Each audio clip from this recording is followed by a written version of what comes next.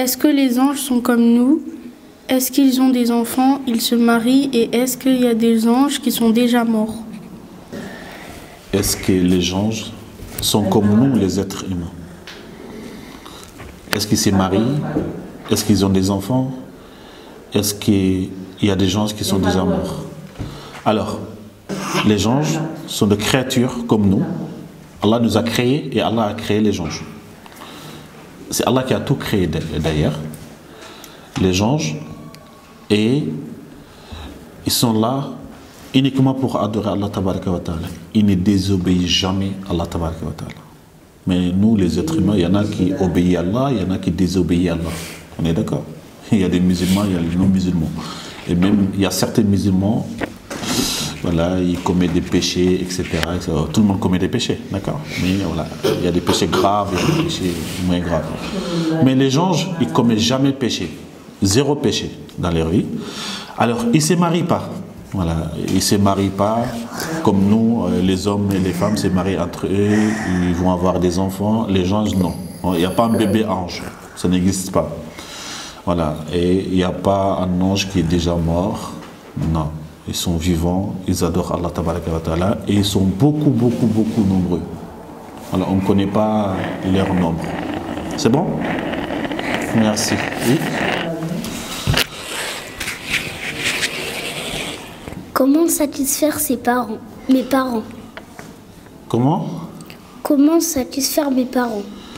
Très bien. En tant qu'enfant, comment satisfaire mes parents? Très bien. Très bonne question. Très bien. Alors, Allah subhanahu wa ta'ala nous a dit dans le Coran, écoutez très bien, Allah nous dit وَقَدَ رَبُّكَ أَلَّا تَعْبُدُوا إِلَّا إِيَّهُ وَبِالْوَالِدَيْنِ إِحْسَانًا. Allah, il nous a créés et il nous a donné l'ordre. Il nous ordonne d'adorer Allah uniquement. Ok? Il nous ordonne de lui adorer uniquement. Et il nous ordonne aussi d'être bons envers nos parents. Maintenant, comment être bon? Comment satisfaire ses parents? Alors, nos parents, c'est eux qui nous ont mis au monde, on est d'accord? Et ils s'occupent de nous depuis on est bébé jusqu'à là. Et voilà, ils vont au travail, matin, midi, soir. Et voilà, ils s'occupent de nous. Et nous, en retour, on ne doit pas les faire souffrir. On est d'accord? On doit tout faire pour qu'ils gardent sourire, pour qu'ils soient fiers de nous. Donc maintenant, première chose à faire, c'est écouter tes parents, que ce soit papa et maman, arrête. C'est écouter les parents, que ce soit papa et maman.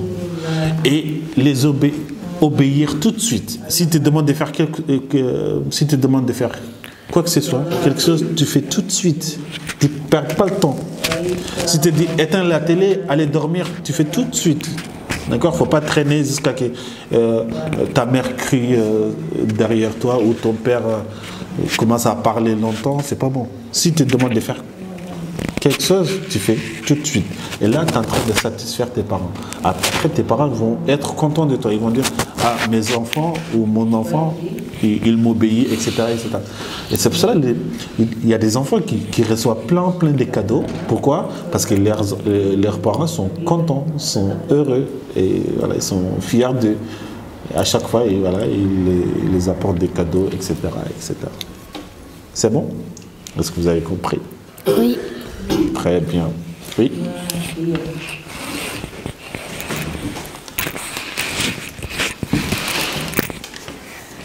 Qu'est-ce que je dois faire quand je suis triste? Alors, qu'est-ce que je dois faire quand je suis triste? Être en colère ou être triste, c'est quelque chose qui est naturel. En fait, on ne peut pas éviter. Bien vrai, laisse ça. Bien vrai, il y a un homme qui est venu voir le prophète alayhi salatu wassalam. Il a dit au prophète, je veux que tu me donnes des conseils. Conseille-moi.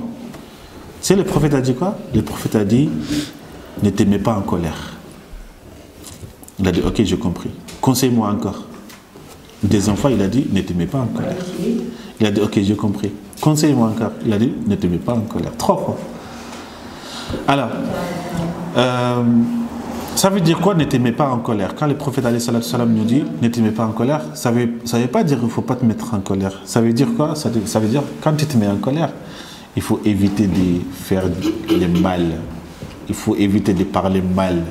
Il y en a qui, quand ils se mettent en colère, ils ne se maîtrisent pas. Il peut même insulter quelqu'un. Il y en a même qui peut même dire des bêtises à ses parents. Tu vois? Donc quand tu es en colère ou quand tu es triste, ce que tu dois faire, comme le prophète alayhi salatu salam nous a donné comme remède, c'est de te calmer. Deuxièmement, pour se calmer, quand tu es en colère, si tu es en état debout, assis-toi. Par exemple, tu es debout, on te met en colère, assis-toi, essaie de t'asseoir. D'accord? Pour te maîtriser. Et deuxièmement, prends tes ablutions. Et troisièmement, qu'est-ce que tu dois faire? Tu dois prier. Hein? Le prophète alayhi salatu salam a dit dans un hadith, non, Allah subhanahu wa ta'ala a dit wasta'inu bis sabri was salam. Donc, aidez-vous avec la prière et la patience, l'endurance. Donc, quand vous êtes en colère, patientez, endure. Quand vous êtes en colère, maîtrisez-vous et priez s'il le faut pour dégager ces colères, ces tristesses. Vous avez compris?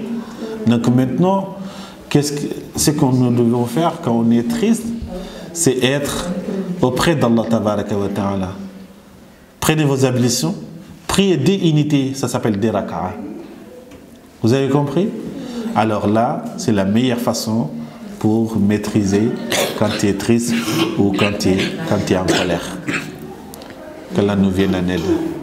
Allahumma amin.